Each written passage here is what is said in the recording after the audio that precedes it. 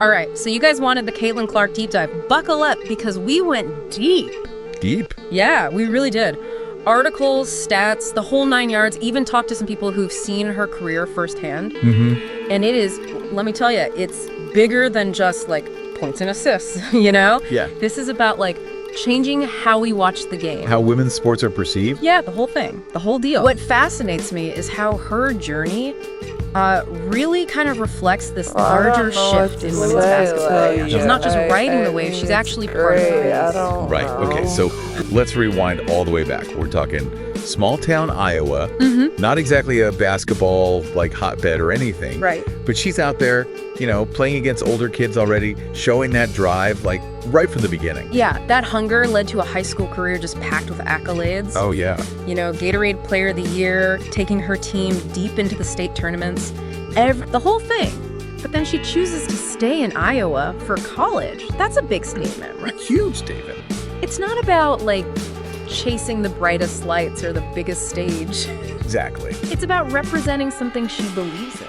Yeah, and that loyalty to Iowa, playing for the Hawkeyes. That's where things really explode. Yeah. Freshman year, she's leading the nation in scoring, dishing out assists like it's nothing. All-American honors, yeah.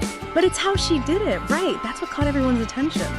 The numbers are insane. Oh, absolutely. But it's the style. I mean, those deep threes, Uh-huh. the no-look passes. It's like risky. So risky. But when they work, It's like poetry. it breaks down the whole defense. That's Cleveland. And suddenly, you know, women's college basketball has this electrifying figure. And everyone wants to see what she's going to do next. Oh, yeah. Yeah.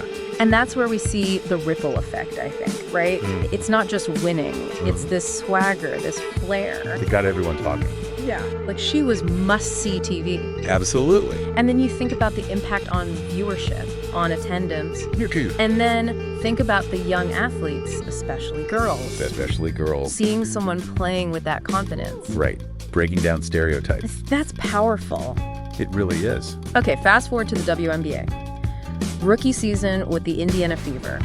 She's putting up almost 20 points a game, grabbing rebounds, dishing out assists. Yeah. But get this, she led the league In assists. in assists Yeah. as a rookie. Come on. That's almost unheard of.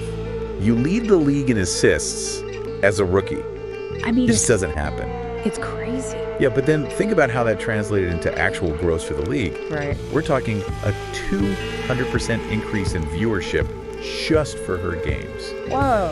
Attendance for the Fever skyrocketed. That's amazing. This wasn't just stats on a sheet of paper. This was becoming the main attraction. Yeah, it was a whole event. So we've got the supernova talent, you know, turning heads, changing the game. Makes the and then, tough lay it. Fever Time up 7 magazine hours of cough drop shop. Like, Started what a off a little statement. horse That's and then it ended. Huge. It really speaks to that larger impact that she was having. It's not just athletic achievement, it's cultural influence. Right, because Time's Athlete of the Year, it's not just a sports award, it's a cultural thing. Exactly. And for a women's basketball player to earn that, Huge sign that things were shifting the world was paying attention in a whole new way. in a whole new way. But that award also sparked some debate, right? Mm-hmm. Sue Bird, WNBA legend. Yeah. She made some comments. Expressing some concern. Yeah, like maybe the focus on Caitlin was overshadowing some of the achievements of the other players. Red to green Yeah, in that's tough, Boston. right? Yeah, but it was nuanced. It It does was, make it was. sense. On the one hand, you've got Sue Bird Icon. You like- advocating for recognizing the whole league, Right. which is so important, you know? Absolutely. And then you have Who Caitlin, was, let's be real, putting up historic numbers. unprecedented excitement. Unprecedented. And it just raises this question of, like, how do we balance celebrating individual brilliance while also acknowledging the collective effort? Especially in a sport Double. that's historically been The league underrepresented. started. Yeah. And that's a conversation that I think needed to happen. Oh, absolutely. And Right. honestly, I'm glad Caitlin was at the center of it. Yeah, what struck me was her On response. that. Mm-hmm. Instead of getting defensive, Yeah. she acknowledges Bird's point, emphasizes how important it is to recognize all the talented players in the WNBA. She's got that awareness. Maturity beyond her years. Yeah, it's not shying away from a complex issue. Right. Okay, so we've got this incredible talent breaking records, electrifying crowds. Starting these important conversations. But there's another layer to this story. Something that goes beyond the highlight reels and the awards. Yeah. And this one gets a little bit controversial. You're talking about the assist record debate? That's where things get really interesting. So those insane assist numbers Caitlin was putting up, her rookie season, breaking records left and right, those no-look passes. Well, some people start to ask if maybe, just maybe, she was getting a little too assist happy. Wait, too many assists? Isn't that like a good thing? Basketball's a team sport. Right, it is. But it's a balance, Okay. Some argued that, yeah, those dimes were amazing, no question, but maybe they came at the cost of some more efficient scoring opportunities. So, she was forcing the highlight reel pass when a simpler play might have been better for the team. Yeah, exactly. Okay, I kind of see where they're coming from. But those no-look passes, come on. They get the crowd going, her teammates energized. That's part of what makes her so special. Absolutely. And her vision is undeniable. She sees passing lanes that, most players wouldn't even dream of. But the question is, was she always making the smartest pass? Yeah. Or was she sometimes prioritizing the flashy play over, the higher percentage shot? Yeah. It's a fair question, especially for a young player who's still figuring things out in the league. So it's not about discouraging those amazing passes. It's about, finding that sweet spot between creativity and strategy. Right. Sometimes the best play, the simple bounce pass for the easy layup. Exactly. And remember, rookie season. Right. Rookies make mistakes. Right. It's all part of the learning curve. They do. The key is how you learn from those mistakes and adapt your game. So even with those, sometimes risky passes, her impact was still huge. All massive. Yeah. She brought this energy and excitement to the game that was just contagious. Yeah. She elevated her teammates. She forced opponents to change up their defense. Game changer. From day one.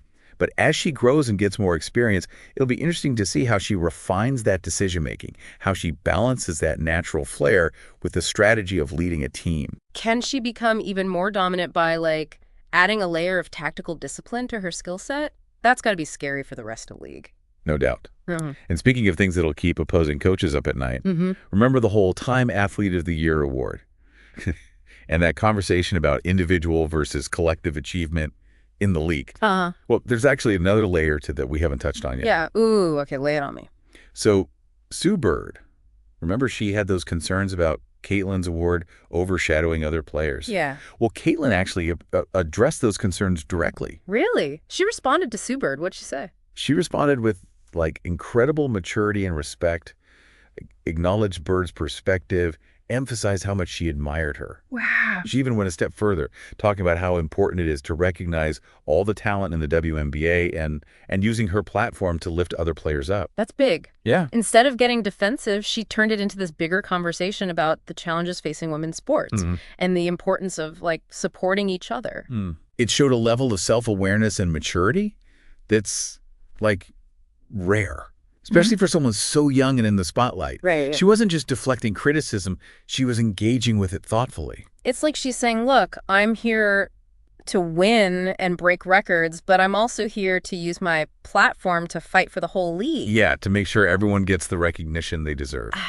So we've got this amazing athlete, breaking records, electrifying crowds, sparking these important conversations. Yeah. But her impact goes beyond the court, too, right? Oh, absolutely. Community involvement, endorsements, even whispers about a future in broadcasting. Whoa, hold on, broadcasting. She might become a commentator. It's out there. Now, that's interesting. Okay, Caitlin Clark, future broadcaster. I can totally see it. Breaking down those no-look passes, drawing on the screen, using all the fancy telestrator stuff. She'd be a natural, absolutely, articulate, super knowledgeable, and that charisma. Yeah. It would be huge for women's basketball to have her in that role. Giving those insights. And then the endorsements, too. She's not just, picking any brand. No. It seems like she's really aligning herself with companies that share her values. Yeah, it's smart. It amplifies her message even more. This is someone who could be a major force, for social justice, for gender equality, and her work in the community, too. That's not just for show. Right. She's actually out there making a difference. Yeah. So we've got this incredible athlete, this media presence, a voice for change. But what about her actual playing career? Where does it go from here? The scary thing is she's just getting started. Oh, I know. She's already a WNBA superstar. Right. But imagine her leading the Fever to a championship. And then what? Global icon. Right. We could be talking about a Hall of Famer someday. I mean, it's not out of the question. It's not. But even beyond, like, the awards and the championships, it's the impact on the next generation that really stands out. That's the legacy, right? Showing young athletes, especially girls, that they can achieve anything. Dream big, break barriers. And do it all with that, like, incredible combination of talent, confidence, and social awareness. We started this deep dive trying to understand Caitlin Clark. Yeah. But it's become something so much bigger. It really has. It's about the evolution of a sport, the power of representation. And what happens when someone transcends the game itself? Yeah, it's wild. It is. So here's the final takeaway, and it's not just about basketball. Caitlin Clark's story is a reminder that sometimes the most incredible stories are the ones that are still being written. We get to watch it unfold, you know, see where her talent, her passion, and her voice take her next. That's pretty amazing. It really is.